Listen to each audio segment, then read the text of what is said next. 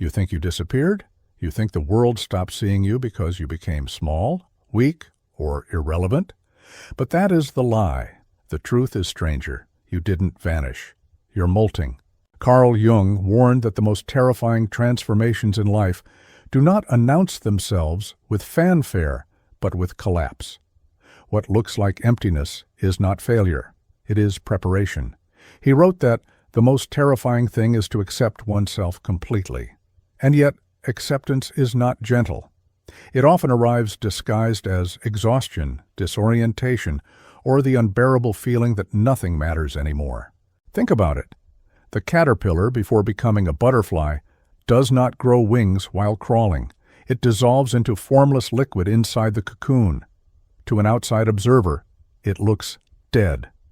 To itself, it feels annihilated.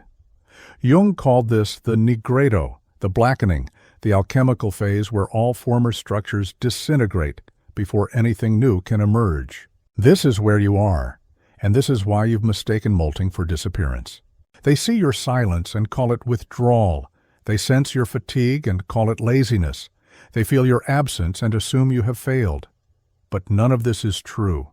You are in the sacred interval between identities, too awake to return to illusions, not yet strong enough to live as your next self. Jung knew this stage intimately. He saw it in patients who came to him after betrayal, burnout, or spiritual awakening. He saw the same haunted look. Why can't I go back to who I was? Why does everything that once mattered feel meaningless now? And he told them what I will tell you. You didn't vanish. You are molting. This is the paradox we begin with. The death of motivation is not the end of you. It is the molting of the false self, the collapse of borrowed ambitions, imitated desires, and survival strategies that no longer serve your evolution. The danger is simple but deadly. If you misinterpret this phase as failure, you will force yourself back into old costumes, old performances, old illusions. And Jung warned, trying to return to the old self is like trying to put a butterfly back in its cocoon. It is impossible. It is betrayal. So instead of panic, you must learn to trust the molt. Instead of fearing the silence, you must honor it. Because this isn't disappearance, it's transformation. And here's the promise. In the next section, we will explore Jung's case studies of those who mistook molting for madness, and how he guided them through the blackening toward a new form of life. Maria was not weak. She was what Jung called a seeker of light, diligent, hungry for transcendence, committed to meditation, prayer, and philosophy. For years she pursued what the culture promised, that awakening would set her soul ablaze with clarity and purpose. And then it happened. During a deep meditation, Maria experienced what mystics call ego death. She felt her boundaries dissolve, her sense of I melt into something vast, eternal, infinite. For weeks afterward, she glowed. She told Jung, I have touched God. But then the terror arrived. Not the terror of darkness, but the terror of indifference. She stopped eating. She abandoned her work. She ended her relationship without anger, without grief, only emptiness. I see through everything, she told Jung, and because I see through it, nothing matters. What was happening?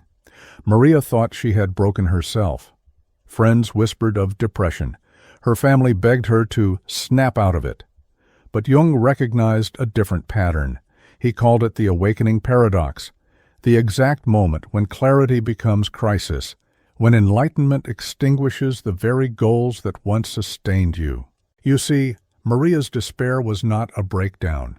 It was an initiation. Jung mapped it to alchemy's first stage, the Nigredo, where the old identity dies, but the new self has not yet been born. He explained that this void is not proof of failure, but the necessary dissolving of false purposes. The very dreams that once animated Maria, career ambition, relational validation, even spiritual achievement, were revealed as borrowed garments. They burned away, leaving only the raw soul, naked, bewildered, and unmotivated. Jung told her, You cannot put a butterfly back in its cocoon. What looks like paralysis is incubation. What feels like annihilation is molting. Maria had not lost herself. She had lost only the scaffolding of the false self. And here lies the pivot for you. When you feel your old desires collapse, when you cannot summon energy for what once thrilled you, do not assume you are broken. You are Maria in the chrysalis. You are being emptied of counterfeit fire so that a deeper flame can ignite. This is why Jung insisted that emptiness is sacred. Without this death, there can be no rebirth. Without the molt, there can be no wings. Here is the distinction that will determine whether your silence becomes medicine or poison. False loneliness versus sacred withdrawal. False loneliness is what society warns you about. It is the endless scrolling, the restless craving for validation, the anxious rehearsing of what's wrong with me. It is the condition of someone cut off from the self, chasing connection not out of love, but out of panic. Jung would call this identification with the persona, the desperate need to be seen as useful, attractive, agreeable. In false loneliness, you're never really alone. You're haunted by the imagined eyes of others. Sacred withdrawal is something else entirely. Sacred withdrawal is not panic. It is pruning. It is the psyche removing itself from noise so that something authentic may root. Jung observed this in his patients who, after the collapse of false desires, entered what he called the interior chamber, a season of necessary silence where the ego no longer drives and the self begins its slow emergence. How do you tell the difference? The test is simple. After your solitude, do you feel diminished or do you feel exact? False loneliness shrinks you, convinces you you're failing. Sacred withdrawal, though still heavy, clarifies you. The longer you remain, the more honest your sight becomes. Jung compared this to the alchemical bath, the dissolution that strips away impurities. He wrote that one does not become enlightened by imagining figures of light, but by making the darkness conscious.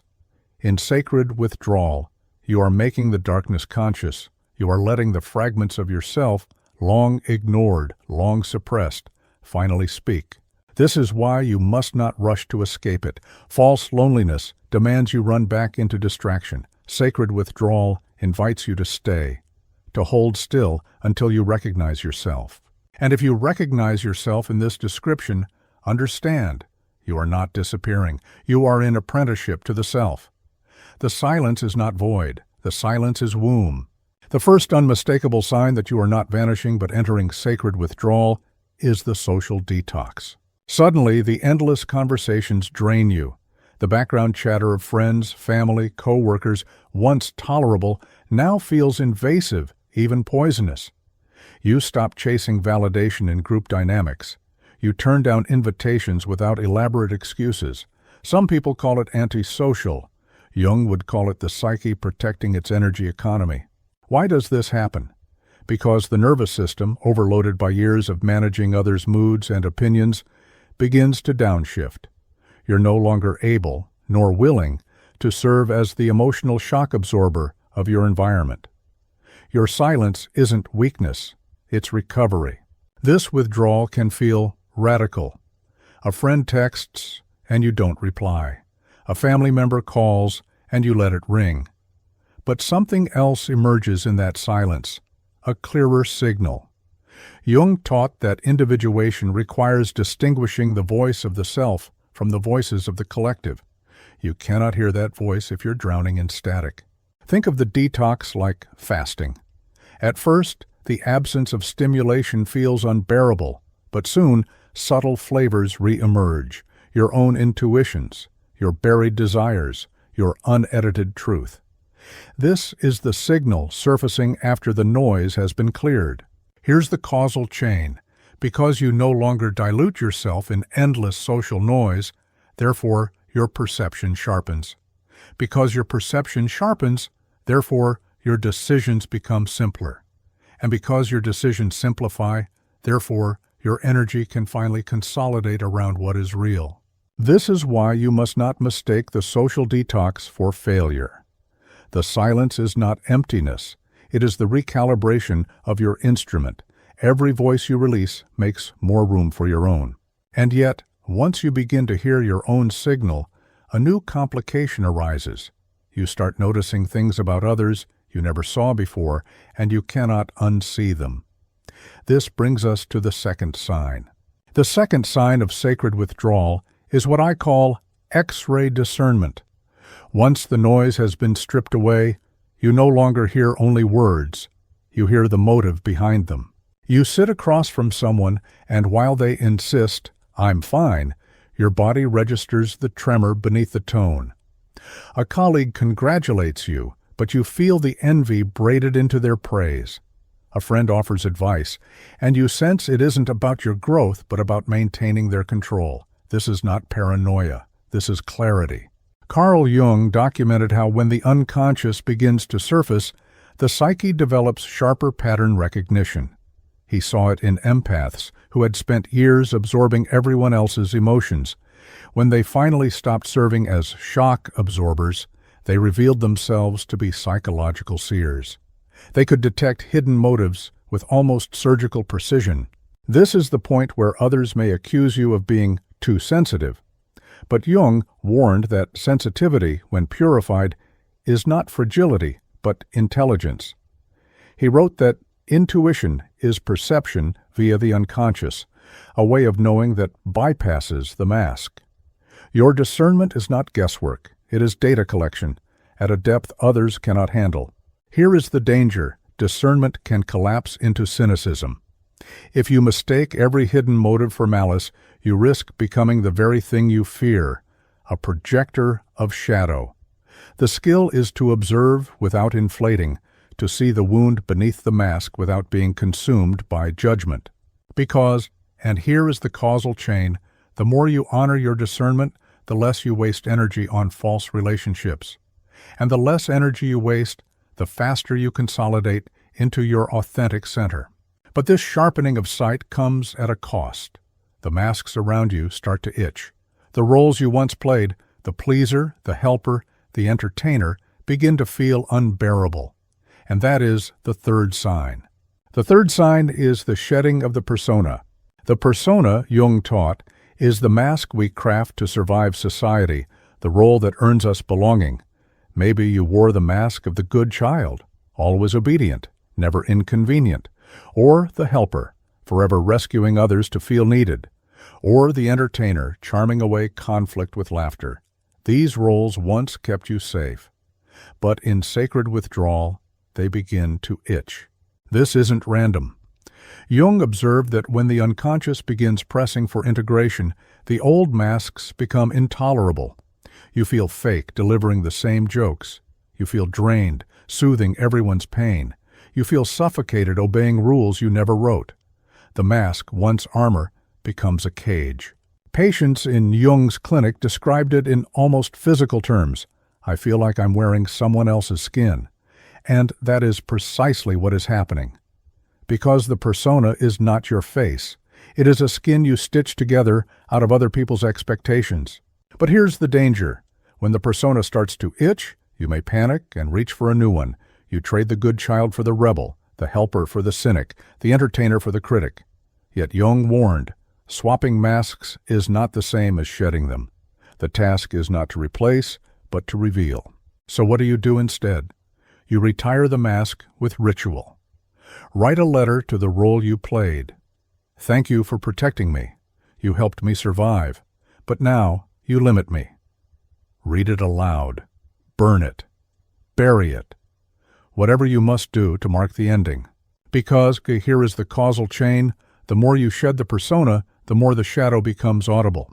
And what the shadow has to say will change everything.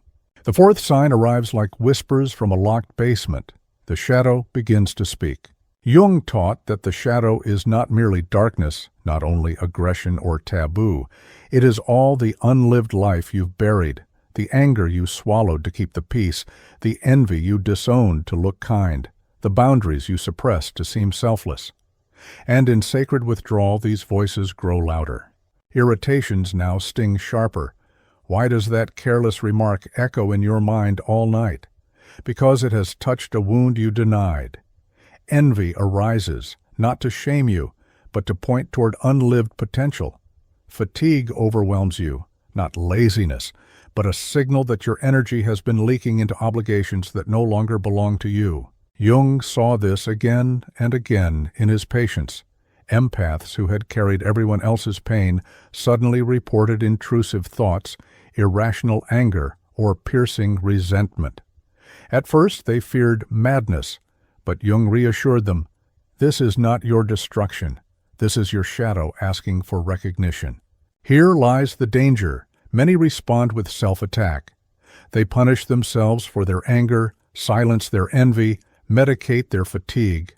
But Jung insisted that one does not become enlightened by imagining figures of light, but by making the darkness conscious. To deny the shadow is to remain half a person. To translate it is to become whole. The practice is simple but terrifying. A 3-column journal. Write the trigger. Write the story you tell about it. Then write the need or boundary implied. Example: trigger: she ignored my message. Story: I'm not worth attention. Need: clearer communication agreements. In this way, the shadow shifts from saboteur to messenger. Because, and here is the causal chain, when you hear the shadow, you stop blaming yourself for every wound. And when you stop blaming, you start reclaiming. And when you reclaim, you awaken a new force, the transcendent function. The 5th sign is the ignition of what Jung called the transcendent function, the psyche's hidden capacity to generate a new path when you hold two opposites without fleeing from them. Here's how it works. Before, your choices felt binary: please others or abandon them, stay silent or explode, obey duty or betray yourself. Jung saw these polarities as the ego's prison. Every option felt like a trap because both were incomplete. But when the shadow's voice grows audible, something extraordinary happens. You stop collapsing into one side or the other. You hold both. You say, yes, I want to help. And yes, I refuse to rescue. Yes, I love you. And yes, I will not betray myself to keep you comfortable. Out of this tension, a third option emerges, an elegant solution that was invisible until you endured the pull of both extremes. Jung considered this moment alchemical. He compared it to the union of fire and water, the creation of a new element within the psyche. In practice, it looks like paradoxical clarity, the ability to be compassionate without being consumed, to set boundaries without hatred, to remain intimate without self-erasure. This isn't philosophy, it is survival. Because, and here is the causal chain, the moment you stop splitting into either or, you reclaim enormous psychic energy. What once leaked into endless arguments and self-doubt now consolidates, and consolidation gives you elegance. But this elegance does not float in theory. It incarnates in routine, in the shape of your days. Which brings us to the 6th sign. The 6th sign is subtle, almost anticlimactic to the ego. Your days begin to organize themselves into quiet rituals rather than dramatic highs.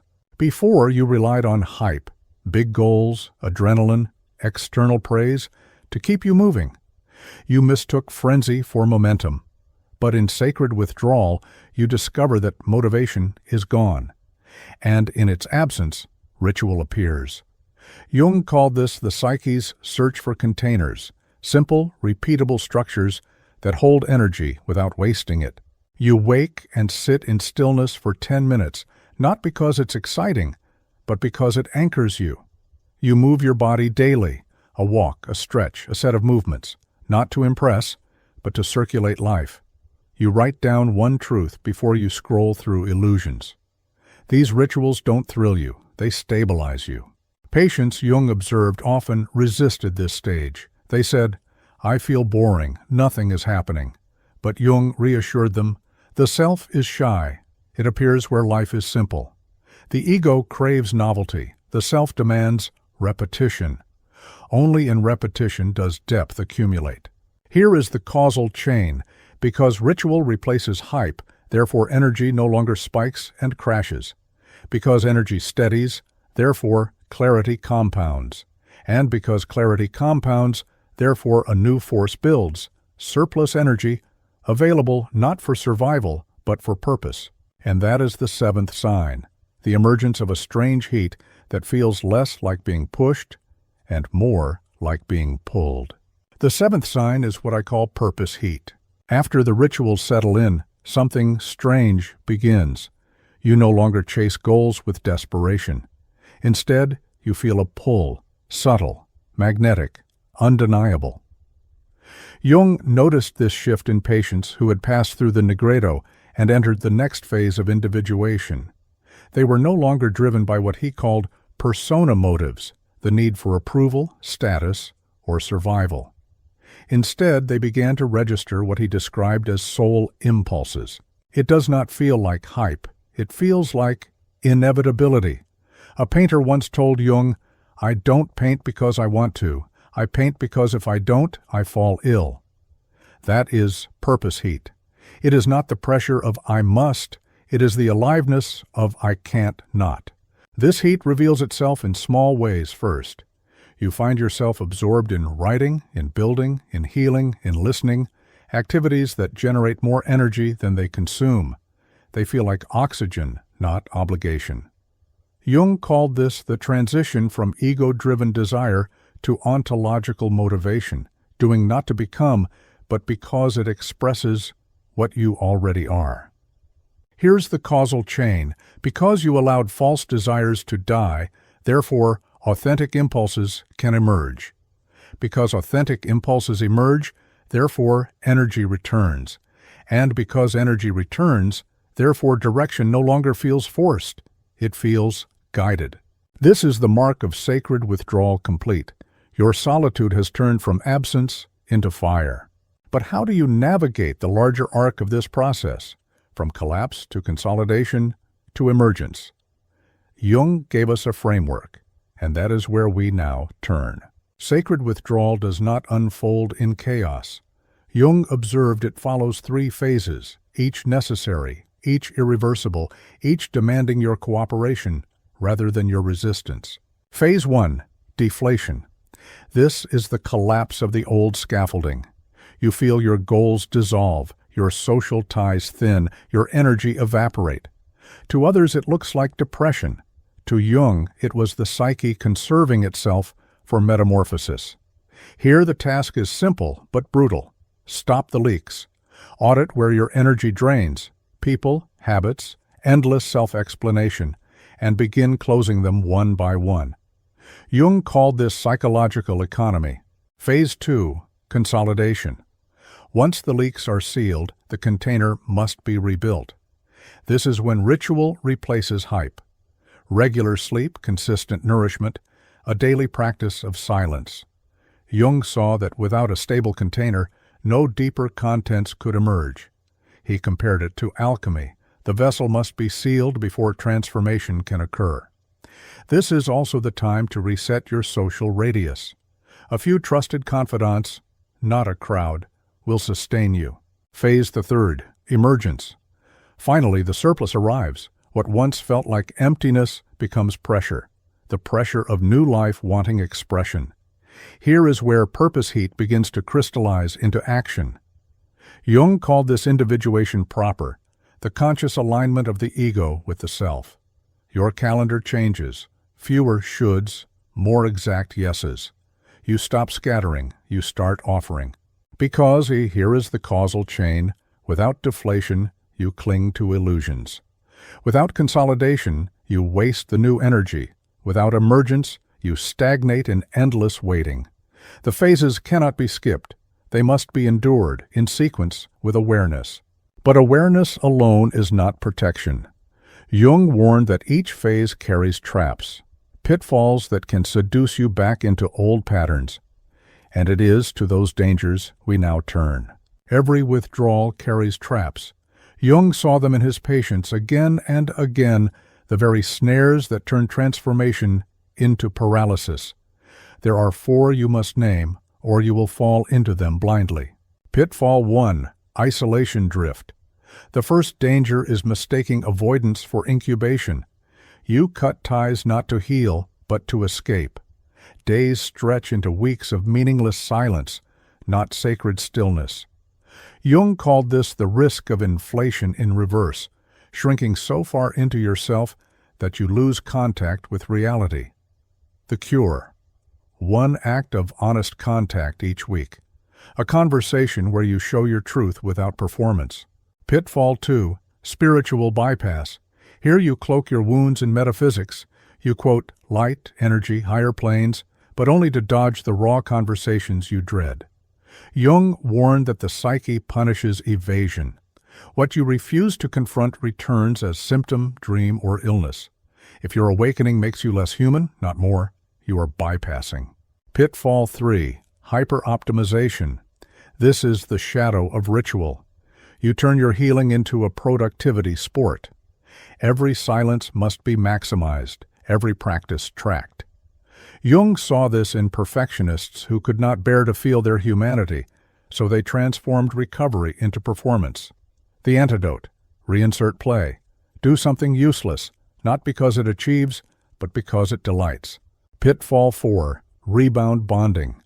Finally, the loneliest trap: rushing back into groups or relationships that mirror your pain, just to feel connection. Jung called this the compulsion to repeat, recreating old wounds in new costumes. You think it's destiny. It's actually repetition. The cure is ruthless discernment. Ask, does this bond expand me or drain me? If it drains, it is not a bridge. It is a tether. Because, and here's the causal chain, if you drift, bypass, over-optimize, or rebound, you abort the molt. The butterfly dissolves into goo and never reconstitutes. But if you resist these traps, the process stabilizes. And once stabilized, you can build the maintenance practices, the small, repeatable disciplines that keep you whole.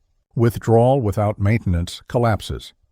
Jung observed that those who integrated their transformation did so not through grand gestures, but through small, relentless disciplines, what he called psychological hygiene. Here are 5. 1. Daily stillness, 10 minutes. Not meditation for bliss, not visualization for goals, just sitting in unedited awareness, letting the psyche speak without censorship.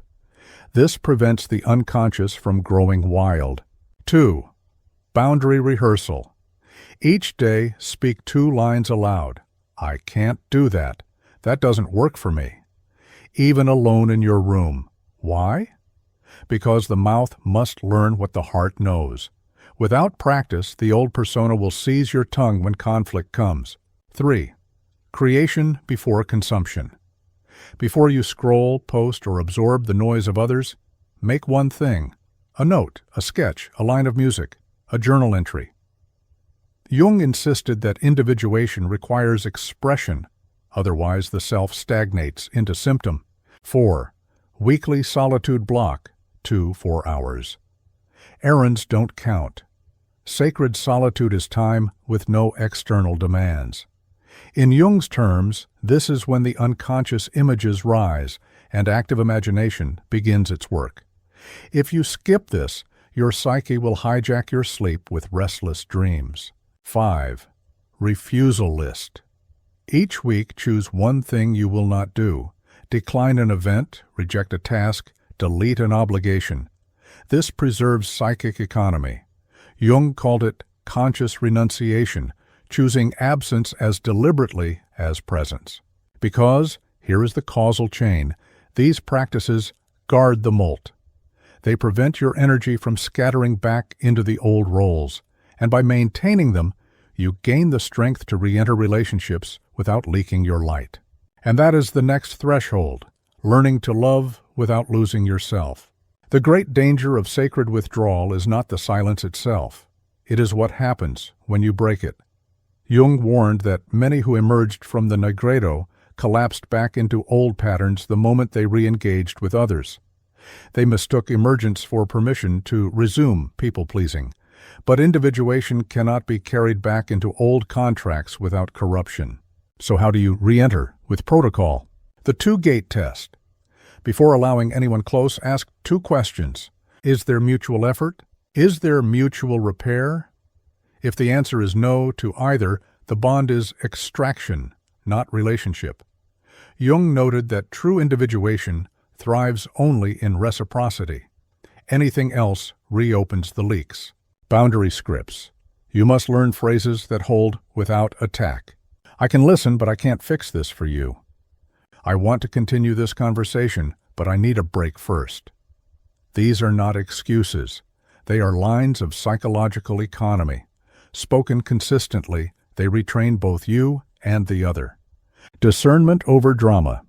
Re-entry is not announcing your transformation to the world. It is quietly refusing old games. Jung wrote that awakened individuals do not need to broadcast their power. Others sense it in their presence. And so will you. Some people will grow more honest around you, others more hostile. Both are revelations. Because, here is the causal chain. When you re-enter with clean boundaries, you magnetize those capable of authenticity and repel those addicted to manipulation. Love remains, but it no longer leaks. Connection continues, but it no longer corrodes.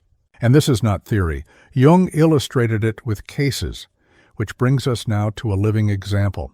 Consider the woman Jung once described as the perennial helper. From childhood, she had been trained to soothe her alcoholic father, to shield her mother from shame, to absorb the chaos of her siblings. In adulthood, the pattern continued. Colleagues confided in her but never reciprocated. Lovers leaned on her but never stood beside her. By the time she entered Jung's practice, she was skeletal with exhaustion, outwardly competent, inwardly collapsing. She whispered, "If I stop helping, I don't exist." This is what Jung called a false identity, a persona so fused with service that the self is eclipsed. Withdrawal struck her hard. She began refusing calls. She ignored favors. Friends panicked. "You've changed. You're cold." But Jung reassured her, "No, you are discovering your spine." Then came the turning point. She conducted what I call an energy accounting, a simple list of who fed her and who drained her. The ledger was devastating. Nearly every bond bled her dry. For the first time, she allowed the numbers to speak louder than guilt. Her re-entry was surgical. She stopped offering endless rides, unpaid favors, late-night rescues. She replaced the reflexive, "of course," with the trained response, "No, I can't." And something astonishing occurred. Half her circle vanished within months. But the ones who remained, a sister who began to take responsibility, a friend who had quietly waited to give back, became the seed of her new life. The before and after was stark. Before, resentment hidden beneath constant smiles. After, clarity spoken without apology. She had not stopped caring. She had stopped leaking. Jung called this individuation in practice, the moment when the helper realizes that true service requires boundaries, or else it is not service at all, but self-erasure. Because, here is the causal chain, by retiring the false role, she did not lose love, she refined it. And in refinement, she discovered the surplus energy to build something new. Which brings us to the next threshold, how to structure your first week of emergence so the transformation does not dissolve into old patterns. Emergence demands rhythm. Jung observed that without structure, the newly awakened psyche collapses back into chaos. So here is a 7-day sequence, not a cure, but a container. Think of it as scaffolding for your molt. Day 1, energy accounting. List every person, place, and habit. Mark them plus if they energize you, if they drain you. No rationalizing, no excuses. Jung called this examination of conscience, not moral but psychological. This is your baseline. Day 2, shadow translation. Choose 3 triggers from the past week. Right, trigger, story I tell, need or boundary implied. This makes the shadow legible instead of monstrous. Day 3, boundary rehearsal. Speak aloud 2 refusal lines. I can't do that. That doesn't work for me. Practice in front of a mirror until your voice no longer trembles. Day 4, Ritual design. Choose 3 anchors: stillness, 10 minutes, movement, body in motion, creation, one thing before consumption. This becomes your daily spine. Day 5. Truth First Calendar. Cancel one obligation that feels false. Replace it with one act aligned with truth, no matter how small. Jung warned that individuation collapses if your schedule contradicts your soul. Day 6. Honest contact. Spend 1 hour with a safe person, showing your truth without the mask. Do not fix, do not perform, simply reveal. This inoculates you against isolation drift. Day 7. Purpose Heat Scan. Look back on the week. Which actions generated more energy than they consumed? That is your compass. Write one line. This week I discovered aliveness in because, and here is the causal chain.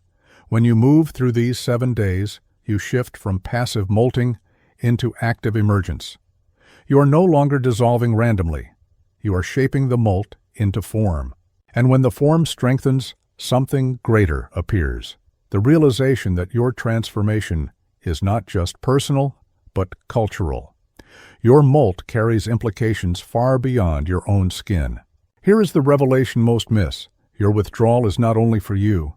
Jung warned that what seems like a personal collapse often serves a collective function. He wrote, "The world hangs by a thin thread, and that thread is the psyche of man." When you stop leaking energy into false roles, you do not only reclaim yourself, you interrupt an entire cultural economy built on unconscious extraction. Think about it. Families depend on the quiet child who absorbs tension. Workplaces depend on the obliging employee who never says no. Societies depend on the compliant citizen who mistakes exhaustion for virtue. When you withdraw, you break those contracts. At first it looks like betrayal. In truth, it is medicine. Because here is the causal chain. When you refuse false belonging, therefore you model authenticity. When you model authenticity, therefore others must face their own masks. And when enough individuals molt consciously, therefore the collective unconscious itself begins to shift. Jung saw this in rare personalities, the ones he believed carried the seeds of humanity's next stage. They were often accused of being too much, too sensitive, too complicated. But their refusal to collapse back into conformity forced others to evolve. Your silence, then, is not vacancy. It is protest. Your solitude is not abandonment. It is blueprint. By withdrawing, you remind a frantic world that stillness is not death. It is the ground of rebirth. And so we return to where we began, the paradox of disappearance. The danger was never that you vanished. The danger was that you would misinterpret the molt as failure. You thought silence meant emptiness. You thought fatigue meant collapse. You thought solitude meant irrelevance. But now you see, none of this was disappearance. It was transformation disguised as loss. The real threat is not that you feel too much, need too much, or withdraw too much.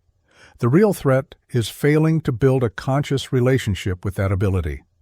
If you flee from it, you will be dragged back into old roles. If you honor it, you will emerge exact, unshakable, necessary.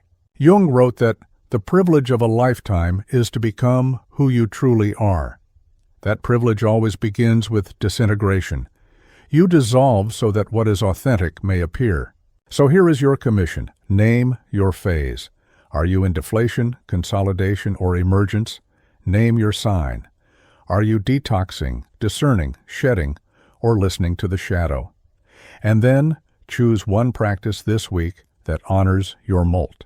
Do not hoard this in silence. Speak it, write it, share it.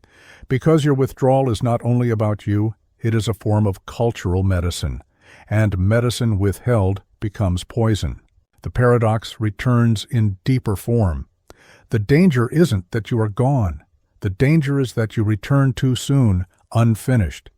So stay in the chrysalis until your wings harden. Then use them not to escape the world, but to heal it.